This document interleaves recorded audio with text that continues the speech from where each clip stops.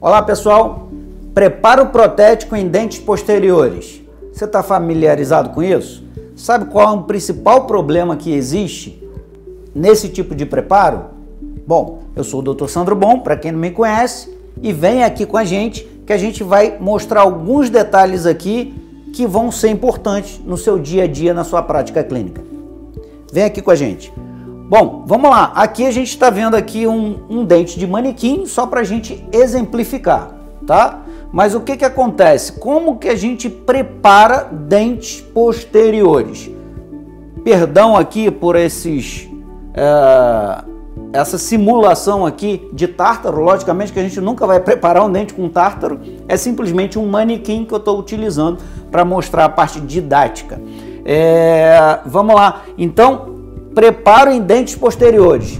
Começar a preparar por que face? Qual a maneira que você tem para preparar dente? Você prepara de maneira a mão livre? Você usa alguma guia de preparo? Você que é mais experiente, geralmente vai à mão livre. Quem é iniciante, às vezes começa com guias. Todas essas formas são válidas. Gostaria que vocês até comentassem aqui se acha interessante, como você faz, que isso vai ajudar com certeza a melhorar a nossa comunicação, a nossa informação.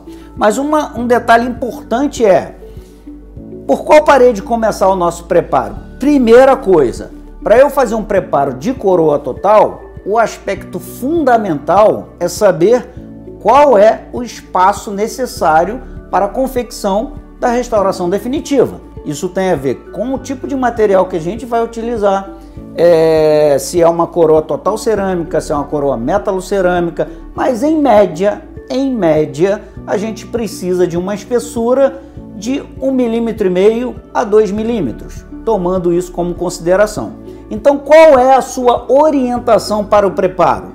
Muitas vezes, a gente se orienta pela técnica de canaletas ou técnica de silhuetas. Só que essa técnica, ela só é viável quando o dente ele está bem posicionado na arcada. Se o dente não estiver bem posicionado na arcada, se ele tiver, por exemplo, vestibularizado e você fizer uma orientação através de uma canaleta, você vai fazer um desgaste que não vai ser suficiente para promover um alinhamento com uma coroa definitiva. Então, detalhe e dica importante, não pense na canaleta ou na espessura do desgaste que você vai fazer do dente. Pense na posição final do seu dente e aí sim, a partir daí, você tem que promover um espaço de 1,5 mm a 2 mm para que o seu laboratório tenha condições de confeccionar uma coroa definitiva adequadamente. Tudo bem? Para você que não tem muita experiência, o ideal é que você comece sempre fazendo modelo de estudo, prepare o dente, insere o dente, aí sim você vai visualizar qual é a posição ideal do dente. A partir daí você pode construir guias de silicone ou guias de acetato para você visualizar clinicamente na hora do preparo, do desgaste lá na boca, qual o espaço que você vai precisar preparar daquele dente, daquela face especificamente do dente, tá? Então, considerando nessa situação aqui e que o dente está bem alinhado no arco, eu simplesmente vou fazer um preparo convencional. Então, eu vou aqui mostrar para vocês um passo a passo sem guias, mas qual a orientação para a gente efetuar esse preparo. Então, as primeiras paredes a serem preparadas são as paredes verticais. Nunca prepare primeiro a oclusal, porque é muito mais fácil a gente visualizar algo inclinado quanto mais alto ele for. Então, se eu já de início rebaixo a oclusal do meu dente, eu vou ter menos visualização da inclinação das paredes verticais. Então, a dica é o seguinte: comece preparando ou pela vestibular, ou pela palatina, ou pelas proximais, mas nunca o desgaste oclusal Primeiro, depois que a gente fizer todo o preparo axial do dente, aí sim que a gente vai para o rebaixamento oclusal. E aí vai uma dica aqui. Muita gente não conhece esse formato de broca aqui e nem sabe para que ele funciona. Esse formato de broca, que é como se fosse um losango, ele é exatamente para você fazer o rebaixamento oclusal, já dando as inclinações da parede ocluso-vestibular e ocluso-palatina. Então facilita o preparo e a gente vai ver como isso daqui, tá? Se você não tem uma broca desse tipo, você vai ter que utilizar uma outra broca para você fazer um desgaste, um rebaixamento oclusal, melhor dizendo, na face palatina, outro na face ocluso-vestibular. Enquanto que uma broca como essa daqui, não estou dando número de broca porque ela, de acordo com o fabricante, ela tem numeração diferente, mas o importante é a forma, facilita o rebaixamento oclusal e vocês vão ver como facilita. Então, exemplificando, já fizemos todo o preparo axial do dente. Outro detalhe muito importante para você não errar: sempre comece fazendo o preparo supragengival. Nunca leve a terminação do seu preparo no nível gengival. Deixa sempre 1 milímetro supragengival. Você só vai finalizar a sua linha de terminação depois que todos os seus preparos axiais, rebaixamento oclusal já tiver sido feito. Essa linha de terminação é a última coisa a se fazer, tá? Então, vemos aqui, ó, o preparo oclusal, o preparo axial todo feito e agora é o momento do rebaixamento oclusal. Quanto eu tenho que rebaixar? Depende. Vamos mais uma vez nos orientarmos pelo plano oclusal do paciente. Se esse dente está muito instruído, eu vou ter que desgastar muito mais. Se esse dente está em infraoclusão, pode ser que eu não tenha que fazer quase que desgaste oclusal nenhum. Mais uma vez, trazendo para vocês a relação espacial da coroa final. E é isso que vai orientar o quanto a gente vai precisar desgastar ou não do dente. Então aqui uma visão por palatina.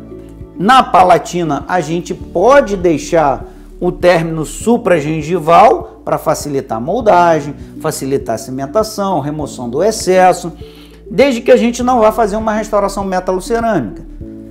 Se a gente for fazer uma restauração metalocerâmica, o ideal é que ela fique a nível gengival por palatino e, se tiver na parte vestibular, ligeiramente intrasucular.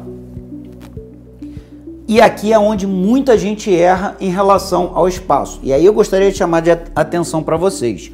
A cúspide de trabalho dos dentes superiores é a palatina. Isso é fácil, todo mundo sabe.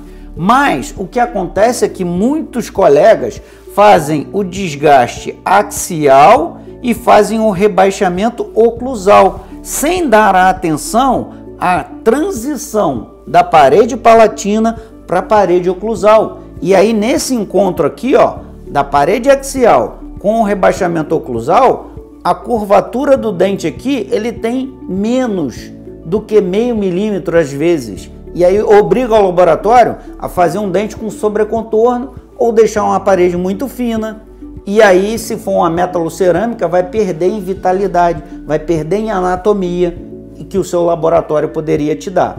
Essa é a dica quente desse vídeo. Não deixe de curtir, compartilhar e dizer como que vocês fazem. Mas essa é a dica quente. Então aqui a gente terminando o preparo, já finalizando toda a linha de terminação do preparo, com o arredondamento das arestas de transição de uma parede para outra, e aí o preparo finalizado garantindo a espessura em torno de 1 milímetro a 2 milímetros, a depender do material que vai ser utilizado para a restauração definitiva.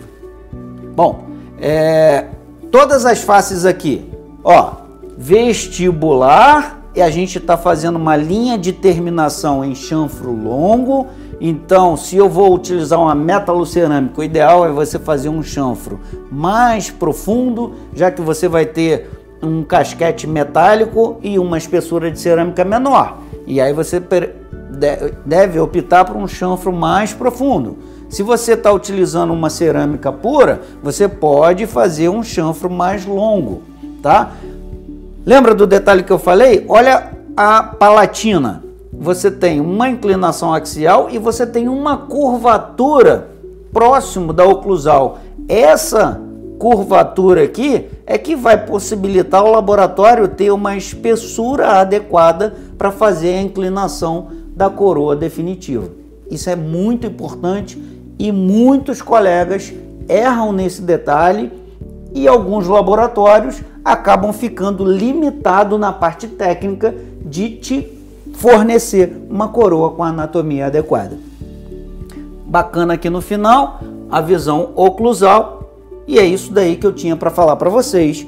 Deixe seus comentários se isso acrescentou na tua vida. Amanhã, quando você for preparar um molar superior, lembre da palatina. Se você for preparar algum dente inferior, qual é a cúspide de trabalho? É vestibular. Então, esse mesmo conceito vai se aplicar para a face vestibular, ou seja, você tem que dar uma curvatura melhor do preparo na face vestibular, já que os inferiores, as cúspides de trabalho, são as que estão para vestibular. Um abraço, até a próxima!